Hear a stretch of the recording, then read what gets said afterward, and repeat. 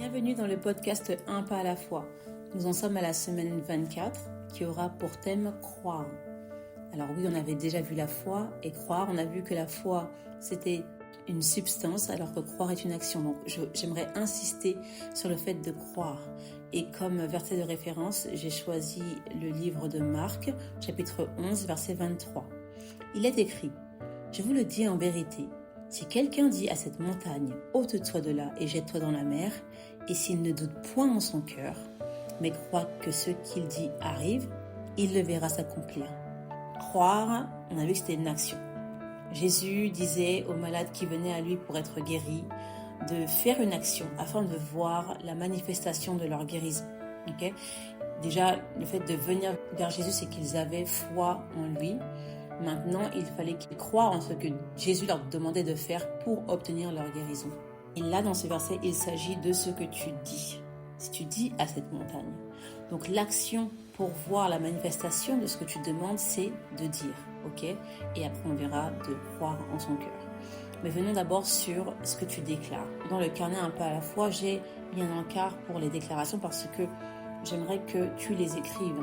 Que tu t'appropries la parole de Dieu. C'est vraiment l'objet de cette étude, si je peux dire, que tu l'appropries et que tu la dises à voix haute afin de déposer une semence dans ton oreille, dans ton cœur, la bonne terre de ton cœur pourra produire du fruit. Ça, c'est ce qu'on verra bientôt avec la parabole du semeur. Dans notre verset, il est écrit « S'il ne doute point en son cœur ». Et pour cela, j'aimerais reprendre le verset qui se trouve dans Jacques 1, 6.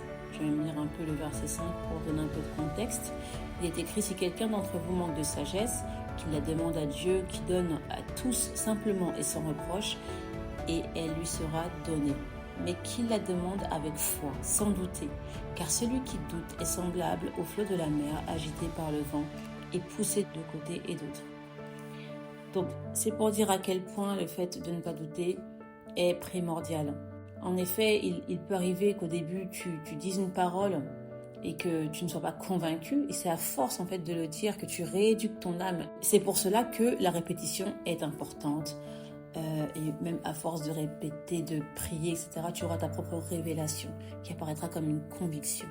Et des fois, tu vas dire une chose et la seconde d'après, ou la minute d'après, on va dire, tu vas dire le contraire. Ça veut dire que tu ne crois même pas en ce que tu dis. C'est comme si tu annulais ce que tu venais de dire. Je ne sais pas si ça, j'en ai déjà parlé, mais moi-même, je m'en rends compte. C'est-à-dire qu'il y a des fois, je vais déclarer des choses dans la prière avec force, avec foi et tout. Et lors d'une conversation, je me rends compte que, je dis le contraire. Donc, est-ce que j'ai vraiment saisi par la foi ce que j'ai déclaré, tu vois? Donc, ça annule un peu le truc. Et quand le Saint-Esprit se révèle comme ça, forcément, voilà, je me repens et je me dis, voilà, il faut que je surveille ma langue qui, on l'avait vu précédemment, qui a un pouvoir de vie ou de mort sur ce que tu déclares. C'est comme une mauvaise herbe. Dans ton jardin, tu auras planté des graines de gazon, tu vois, t'arroses, etc. Ton gazon, il pousse, il est vert, il est beau. Mais si tu le laisses sans l'entretenir, tu auras ces mauvaises herbes qui vont pousser. Bon, même si t'as pas de jardin, tu vois un peu le truc. Même si tu arraches cette mauvaise herbe, elle finira toujours par repousser. Il faut vraiment que tu fasses un trou, que tu enlèves la racine, tu vois, et que tu remplaces par une semence, une nouvelle semence, afin que quelque chose de nouveau repousse. Donc tu peux pas juste te dire je vais plus y penser. Non, il faut que tu remplaces cette mauvaise pensée par la pensée de Dieu. Ok ? Donc voilà, ça peut paraître difficile comme ça, mais c'est à ça qui sert ce cahier. C'est qu'au début, tu vas noter peut-être les choses par l'émotion. Tu apprends des choses au fur et à mesure des semaines et tu vas remplacer justement ces pensées erronées par la pensée de Dieu. Et tu verras en l'entretenant, en lisant, en priant, en écoutant sa parole, des prêches, des exhortations. Et c'est comme ça que tu verras le changement dans ta vie. Ok, c'est comme un régime alimentaire. Et ça prend du temps. Mais à un moment donné, tu vois le résultat et c'est encourageant.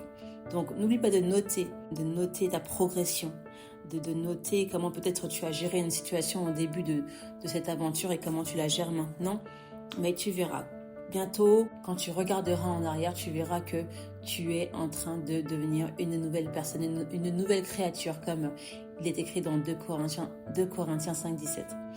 Ok, en tout cas, j'espère que ça t'aura fait du bien. C'est un entraînement, là, c'était ta séance de sport, ok? Maintenant, il faut que tu fasses tes séries.